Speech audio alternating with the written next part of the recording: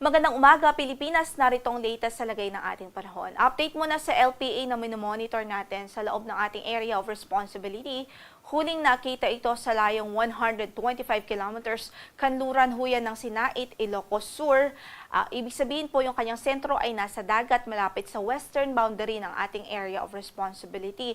Pero sa kasalukuyan, hindi naman na po ito nakakaapekto sa anumang bahagi ng ating landmass. Wala po itong direktang epekto sa anumang bahagi ng ating kalupaan. Although possible pa rin yung mga localized thunderstorms, mga pulupunong pagkilat pagkulog sa northern at central Luzon.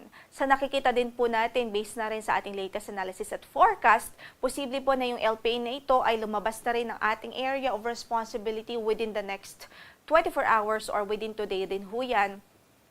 At sa ating forecast ay posible rin ho at hindi natin niro-rule out ang tsansang maging bagyo po ito habang papalayo po ito ng ating landmass at papalayo po ng ating area of responsibility. Gayunpaman, kahit na maging bagyo man ito at nasa labas na po ito ng ating area of responsibility, hindi natin nakikita na makakaapekto pa ito sa bansa. Samantala, ang southwest monsoon o habagat patuloy pa rin nagdudulot ng mga pag-ulan ngayon sa malaking bahagi ng Visayas at Mindanao at ilang bahagi ho ng southern Luzon. Maya-maya lamang ay iisa-isahin po natin yung mga lugar kung saan ay makakaranas ng mga pag-ulan dulot po ng habagat. At update muna dito sa bagyo na minomonitor natin. Nasa labas po ito ng ating area of responsibility pero nasa loob po ito ng ating Tropical Cyclone Information Domain, kaya't minomonitor po natin ito. Huling nakita ang kanyang sentro sa layong 2,580 kilometers, silangan huyan ng extreme northern Luzon, so napakalayo naman po nito sa ating landmass sa ngayon at malayo din sa ating area of responsibility. At ang kanyang lakas ng hangin umaabot sa 65 kilometers per hour near the center at gustiness na 80 kilometers per hour, kumikilos pakanluran, hilagang kanluran sa bilis na 15 kilometers per hour.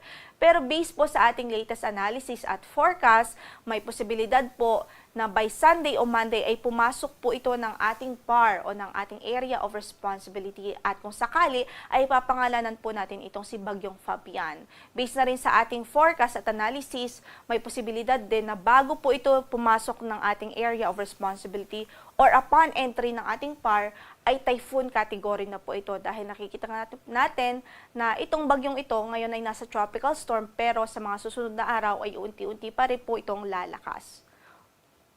Samantala sa ating ding forecast at patungkol naman sa tarakho nito, generally westward ang kanyang magiging movement sa mga susunod na araw hanggang sa unti-unti po itong pupunta dito sa hilagang kanluran. Pero hindi natin nire-rule out ang tsansa na maapektuhan nitong bagyo ang extreme northern Luzon sa mga susunod na araw. Kaya pinakamainam po na mag-antabay po tayo sa magiging updates ng pag-asa ukol dito sa bagyo.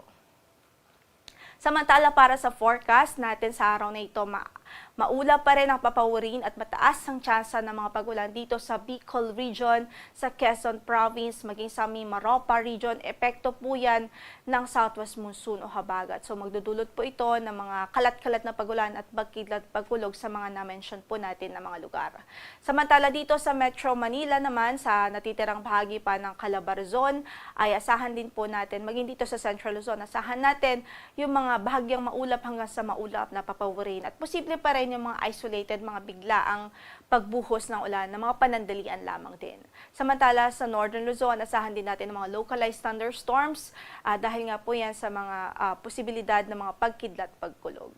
At para sa Metro Manila, from 25 to 31 degrees Celsius ang inaasahang magiging agwat ng temperatura. Sa Baguio ay 17 to 24 degrees Celsius. Sa Lawag ay 24 to 32 degrees Celsius. Sa Tugigaraw naman ay 24 to 31 degrees Celsius. Sa Legazpi ay 25 to 31 degrees Celsius. Habang sa Tagaytay ay malamig din from 24 to 29 degrees Celsius.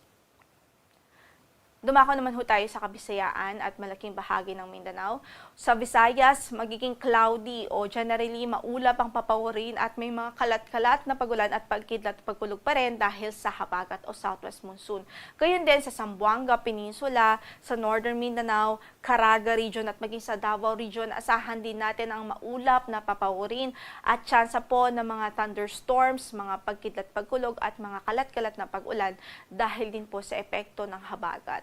Para naman sa pagtayo ng ating temperatura sa Tacloban from 25 to 30 31 degrees Celsius, 26 to 31 sa Cebu, 24 to 31 sa Iloilo, sa Cagayan ay 24 to 31 degrees Celsius, 24 to 32 naman sa Davao, 25 to 31 degrees Celsius sa Zamboanga City.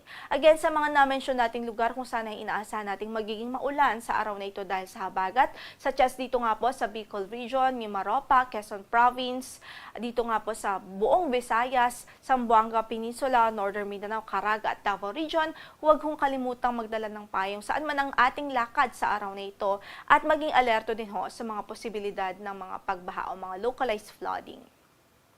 Wala rin tayong gale warning ngayon na nakataas sa namang bahagi ng ating mga baybaying dagat, although ingat pa rin ang ating abiso sa ating mga kababayang mandaragat, especially yung mga gumagamit ho ng mga maliliit na sasakyang pandagat.